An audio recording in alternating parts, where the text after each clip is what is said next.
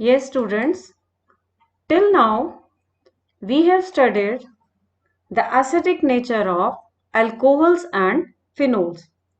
Now we are going to study some more reactions like esterification. Esterification is formation of ester. Alcohol reacts with acid chloride or acid anhydride to give us ester. From acid, the side product is water as OH from acid combines with H from alcohol to form water. Rest of the molecule we get in the form of ester. That acid can be aliphatic, that can also be aromatic. With benzoic acid also we get similar type of products, that is ester and water. With acid chloride, there is a release of HCl along with the formation of ester. And with acetic anhydride, the molecule breaks from here. One part of the molecule goes out in the form of acid and the second part forms ester.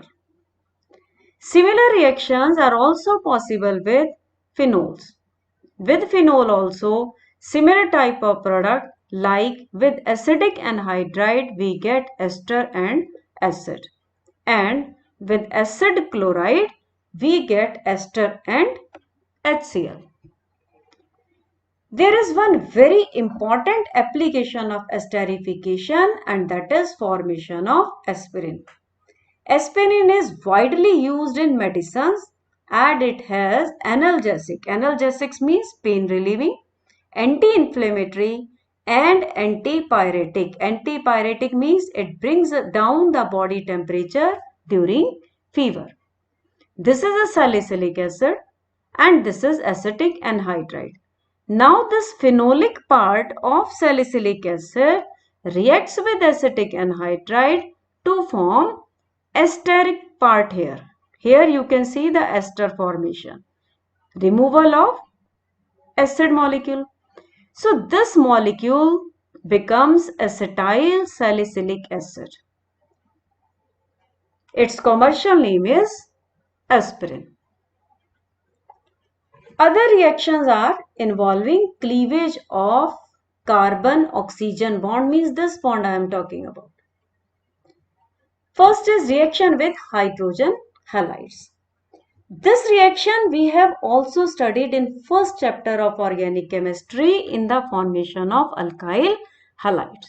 Alcohol with hydrogen halide forms alkyl halide and water. The order of reactivity of hydrogen halides is Hi is the most reactive, then HBr and then HCl. The reason is nucleophilicity of halide ion. Nucleophilicity of I negative is maximum, then Br negative and then Cl negative. And for alcohols, the order of reactivity is tertiary or most reactive, then secondary and then primary. Now what is the reason for this? If you study the mechanism of this reaction, the reaction proceeds via formation of carbocation, and you know tertiary carbocation is the most stable, then secondary and then primary. So this is the order. Now you can see here HCl is the least reactive, right? So the reaction with HCl requires a catalyst. Here we take anhydrous Zn chloride as a catalyst. So mixture of anhydrous Zn chloride and HCl is known as Lucas reagent. It is a very important reagent. You can see here with primary alcohol, Lucas reagent reacts very slowly. Rather, the product is formed only on heating. Formation of product appears to us in the form of turbidity. If we take secondary alcohol over here, Then with Lucas reagent, turbidity is formed after 5 to 10 minutes. It takes 5 to 10 minutes for the reaction to proceed. However, if the alcohol is tertiary, the reaction takes place instantaneously. You get turbidity at room temperature only. So this reaction, this test can be used to distinguish between primary, secondary and tertiary alcohols. Then we have reaction with phosphorus halides and thionyl chloride. Alcohols react with phosphorus halides to form alkyl halides. You can see here alcohol with PCl3 forms alkyl halide plus H3PO3. If you are taking PCl5, the main product is same, that is alkyl halide. Only difference is in the side products. With PCl5, the side products formed are HCl and POCl3. For bromination and iodination, we require PBr3 and PI3. But these are prepared in situ, means in the reaction vessel itself. So instead of PBr3, we take red phosphorus and bromine. Instead of PI3, we take red phosphorus and iodine. We can generalize the reactions as with PX3, it is Rx plus H3PO3. With PX5, it is Rx, HX and POX3. With thionyl chloride, the products are alkyl halide, hydrogen halide and sulfur dioxide. I told you for the formation of alkyl halide from alcohol, this is the best method because the side products are gaseous which leave to give us pure product. Next reaction is dehydration. Dehydration means removal of water. Here also the ease of dehydration, the order of reactivity is tertiary, then secondary and then primary. The reaction takes place, now you can see here the reaction takes place at 443 Kelvin. Here OH is removed from alpha carbon, hydrogen is removed from beta carbon.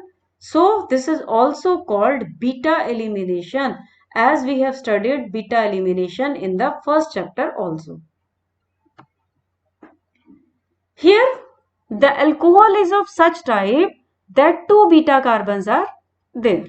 Means hydrogen can be removed from this carbon. Hydrogen can also be removed from this carbon. Or we can say two products are possible. But the amount, the quantity of the product is decided on the basis of Seedsheff's rule. If you remember the rule says that alkene is formed preferentially which has maximum number of substituents.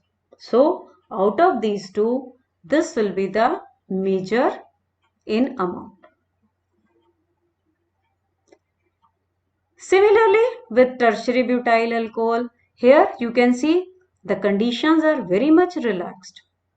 The product formed is 2-methyl propene with the removal of water. Here is the mechanism. This is alcohol. OH, oxygen has got lone pair of electrons. So in the first step, protonation of oxygen takes place. After the protonation of oxygen, second step is removal of water to form carbocation. This is the slow step and is the rate determining step. And after the formation of carbocation, the hydrogen is removed to give us alkene. So you can see here there is a formation of carbocation and the stability of tertiary carbocation is maximum. That's why tertiary alcohols are easily hydrated. Alcohols can also be dehydrated by passing vapors of alcohol over hydrated alumina. So you can see here we have taken aluminium oxide at 623 Kelvin for primary, 523 Kelvin for secondary and 423 Kelvin for tertiary. So here also you can see that conditions are very much relaxed in case of tertiary alcohols. So this is all for today. Thank you.